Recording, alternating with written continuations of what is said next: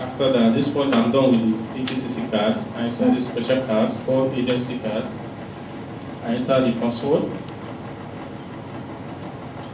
and select location. I say for the purpose of our test, I'll go through a test environment. I click OK to log in. It gives me this menu. Now watch closely. We have two card reader interface, expecting me to connect this, but I can actually make do with one. Okay? Since I can make do with one, why put the second one? That's the reason why I didn't put the second one. So that when the system complains, I don't need to explain further. So as a bank, remember I told you about the prepayment balance. This is the balance left on this card. This means that this is how much amount of transaction this guy can do. This does not imply that I can do a single transaction to the tune of this amount. It only implies that I can do units of transaction to the tune of this amount. That's how it's been configured. This card can be configured to have up to 1 million. At the same time, cannot take a single transaction of 1 million.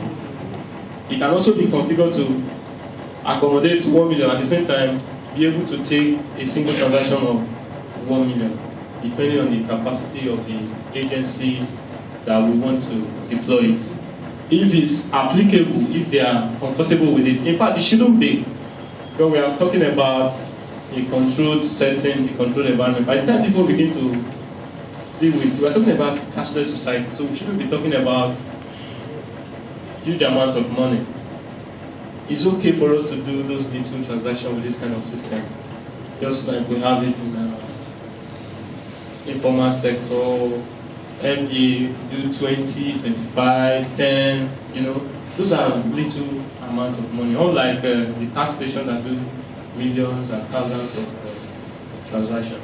Now, to proceed, a payer is not before the agent or before the bank. We are working with the assumption that the payer ID has been created. The same payer ID procedure is explained initially. That is what you would have done to capture the payer's details on the system. Is that okay? Now that same payer ID you're going to make use of here. All you need to do is go straight to File and click Post Transaction to capture the payment details. This is just telling us that there's no card here. So we have to proceed without it. We just say yes. Then it gives us this form to identify the payer. They've explained that we have just two kinds of payer. When it's more than one, it's corporate. Only one is individual. Mr. and Mrs. is corporate. Church, corporate. Once it's more than one for the person. So for the purpose of our test, let's do individual. And the payer ID we would have created, I enter something like that and click verify. The system expects you to log in again.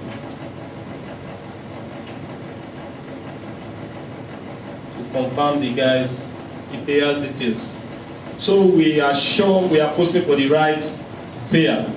And that's the guy's details. That's the guy's name, address, GSM, and email address. And that's what the teller would have, the banker would be seeing on the teller, or the agent will be seeing on the form. Okay? Before you can confirm to proceed. Is the payer profile correct? Yes. Once we are sure. Then it gives us this other module where we select details of the transaction. The first thing there is agency ref. The system has automatically selected it because the card has been specially prepared for you. Okay? Then the other thing is revenue code. What is the guy paying for? For the purpose of our test, we do we have informal sector here. Let's do the minimum 100 naira development levy. So we see what the bank does and what an agent is expected to do. Revenue code is second item. Some of you know your code. Some of you know this code. I don't need to memorize it. All I need to know is the name. Because I know it's development levy, I try to spell development levy and the system will display it for me. And that's it right there. Can you see that? That's the code. In case I don't know it, I can note it. So I select that the account is selected by default. Then this is assessment rep. You are supposed to raise assessment rep before the payer goes to the bank. But what we have today is not the case. So you try to uniquely identify the transaction here. It's not really a big deal here. So I just use test here. Amount 100 naira. Deposit slip if there is, you enter it. If there is none, let's say they have brought cash, no deposit slip. Okay? Now apply dates. Somebody was talking the other time about, sir, I think it's you. Yes. About somebody making previous tax payments now. Okay. He wants to pay for 2011 tax payments today. 2011. Let's say we have bundled the payment together. It's a 100,000 naira, okay? But it's meant for 3 years. 2011, 2012. Okay, 2012. The banker can do here 2010 to 2012. Is applicable, is allowed.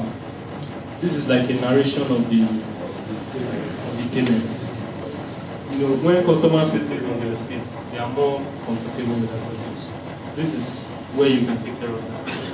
Apart from the fact that it will also reflect in your tax certificates when they break it down, when you fill the form, it's also applicable here. Okay? Somebody can be paying for Lansbury transaction of 10 years, 2 years ago now. Of course, once the receipt comes out, it comes out that the receipt was generated now, but the payment is saying it's for previous year. So this is where they take care of that, and you just click pay to collector as the next action. It gives us a preview. If we are going to do the ticketing I talked about, this is where you do it. You just answer yes and post the transaction as a ticket. So it's just the same process, but we're not doing ticketing. We're using automated revenue receipt as a test. So we click no. It gives us this preview. These are the things the bank does. So next time they come to tell us, I want to reverse a transaction because I posted it to the wrong payer. Remember when we started, we confirmed the payer. Here again, who is making payment? We have confirmed it. They also come telling you they posted wrong amount. Here again, we have seen that this is the amount. And all these details they see. Even the account number you are posting into, it will be reviewed. Yeah, it will appear. And the next day they are coming to tell you they posted into wrong account. That is why the reversal process has been made so difficult for them.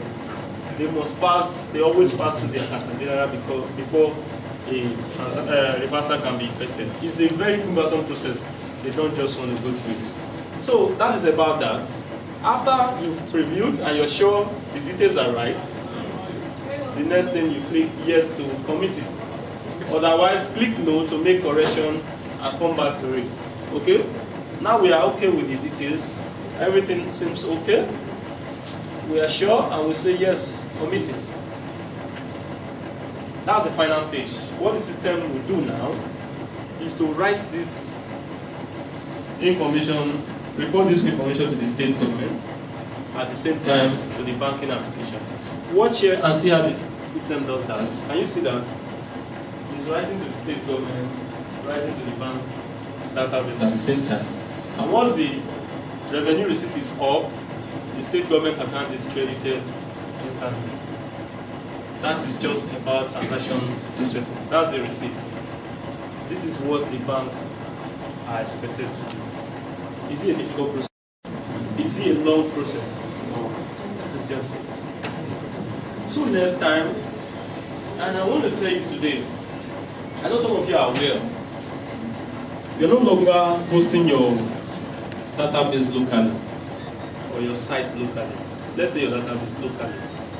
You're now hosting it on the cloud.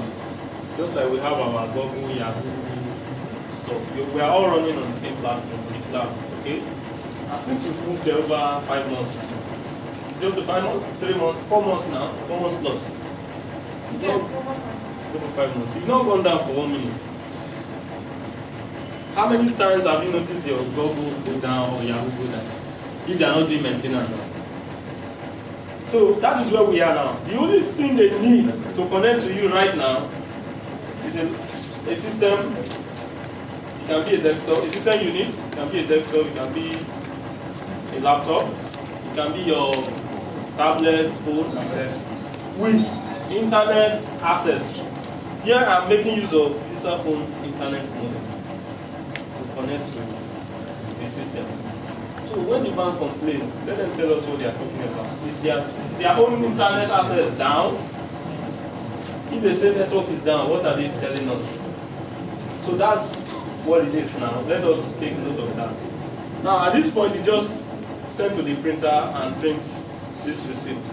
That is it about transaction posting as a PTCA or as a bank. At this point, the 100 naira will be deducted from our repayment balance. Did you notice that? So the guy can go back to the bank and make deposit of the 100 naira for it to come back to this card again.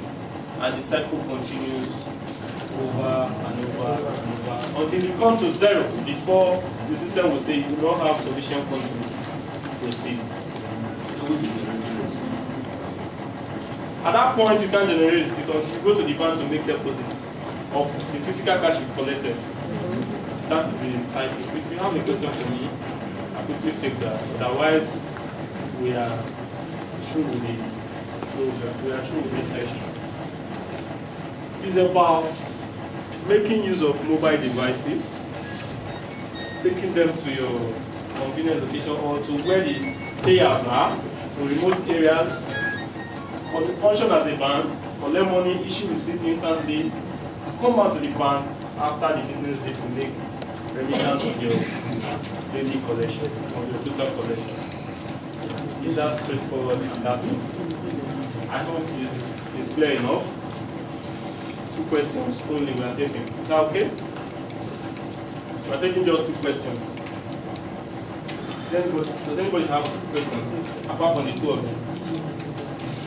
Okay, let's take your question.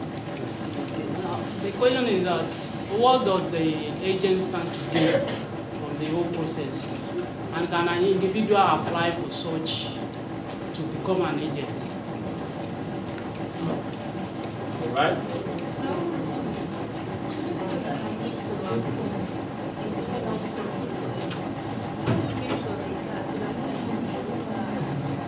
Okay. Let me answer yours first, then I'll go back to the phone. What you can do on the phone, what you can do through the phone on this platform is limited. For example, this application will not run on the phone because you don't have a card reader. Okay? But you can go to the website and do other things applicable on the phone. It's not totally that you can do A to Z of the functionalities. It's limited to what the phone can carry. If the phone can take this, of course you can do that. That's it about the phone. Now, what does the agent stand to gain was his question. Now let us go think about the process I've just explained. Do you know that presently there's no private agent? The state government is running it themselves. That is engaging you. For example, if they want to, what ministry are you using? Information. So let's use Madam as an example. If they want to engage Land Bureau to be collecting this money or bringing the bank to them, and you doing the posting, issuing the receipts instantaneously. Imagine the receipt you are issuing. Do we stand the chance of having fake receipts? If she's the one issuing the receipt, any fake receipt, that means she's the source. Am I right? Yes. So that will do us a lot of big favor. So if we engage her, for example, the state government will treat it as his own staff doing his own job.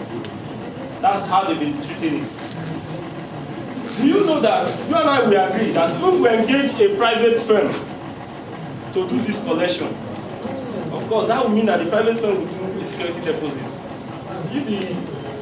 If Madam is doing 1 billion every month, and the private firm comes to us and says, you can do 5 billion every month. And he says, what would you give me if I do 5 billion? I will say, if you do 5 billion every month, you take 10%. Okay? I will give him this system. That means he's going to give us 5 million to start with. To start 5 million as a security deposit, and it goes to the feed. Do you know that this guy will even be doing 10 billion? Yes. Do you agree with me? Yes. I was doing this presentation one day. I forgot the agency. There were tax stations. She's head of tax station, and she said there was one time the system was down. It was a one-time experience that she lost a lot of payers. When people came, they wanted to pay tax, and the system was down. They couldn't pay it, so they left, and they never came back. She never got the money.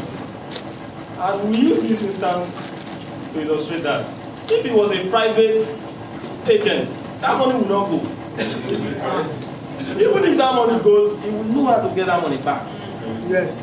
So, as a private agent, if we engage them, I believe with good understanding, we could give them a very good incentive. They will do much more than you and I. But presently, you have not engaged any private agent. Just how it's just like what we have in other states. Those other states will do that, engage private agent, and they are doing wonderful work. But because Lagos is very sensitive, anything you do now, you see it on the paper and then you have to be careful. Even for the MDA people to do this, to make use of this system, they have to really put the banks on their toes. See, you don't collect my cover if you are not willing to come to my offices. Imagine every MBA station that you have a bank representative just to collect money. So even if they have, they get just 10,000 naira a day. That's what you collect. Okay? So Mass Bureau can do something like that. Any other agent that the volume of their transaction is large to encourage the bank to stay, they will gladly stay. I hope that answers your question. Is that okay? Is that okay? Any other question? No, that's right. Thank you very much. Thank you very much, Mr. Mankopi. Thank you. If you have questions for him, please take us on the EBS-RCM. How to run your reports, how to generate your report, and so on. This is Kolawole. Good afternoon, ladies and gentlemen.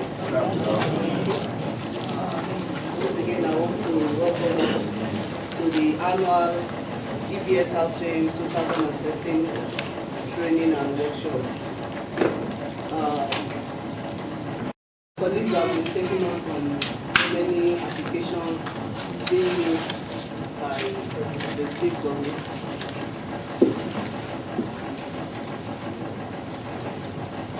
Being used by the state government and the ADC LPP for revenue generation as regards monitoring and effective monitoring. One of the many applications that we use is the EBS manager. This can we turn to page 36 of our manual so we can be on the same page. The EBS manager is one of the various applications being used to attend to customers for us to provide the answers to questions being asked by taxpayers, and even for us in our course of work.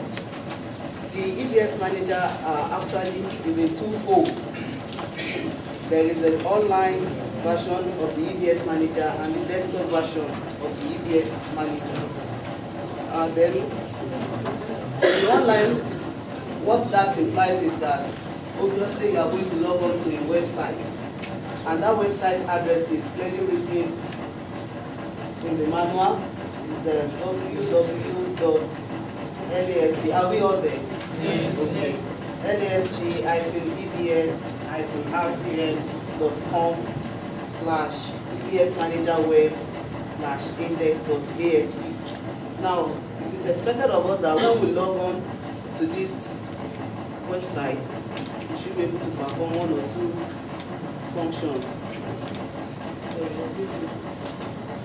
This thing is not coming up. I want to log on to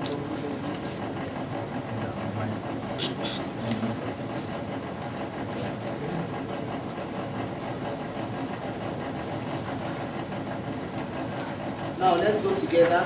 Just let's look at the screen. We can do that on our laptops. www.LASG-EBS-RCM.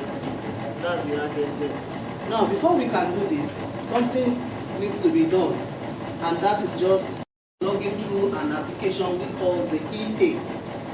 That is to give you an access to be able to work on this platform.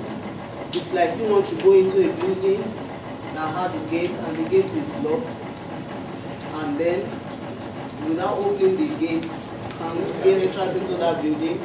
No. So the ePay, you have to log on to the ePay before you can be able to do anything on this website.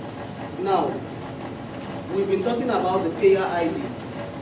At any point in time, your payer ID is generated for you once you make a payment to the Lagos State coffers. Now, everybody has the payer ID, and that's peculiar to you alone. You cannot have more than one. It's only in an abnormal situation you have more than one. Maybe your name was duplicated at another time you wanted to make a payment. For the purpose of this analysis, I want to use myself as an example. Now, my home payer ID is 18489. Also, I want us to bear it in mind. The platform on which we are logging in varies. I am a staff of ABC LLP. You are Lagos State Government Agency staff. We cannot log in through the same process. Now, I will put in my password. The password is peculiar to you. You are not to divulge that information to any other person. Now, my own password is what I'm keying into the system now. Very good. And then your email address. You know, we are in the, there's this thing that we're in the 21st century. At this period,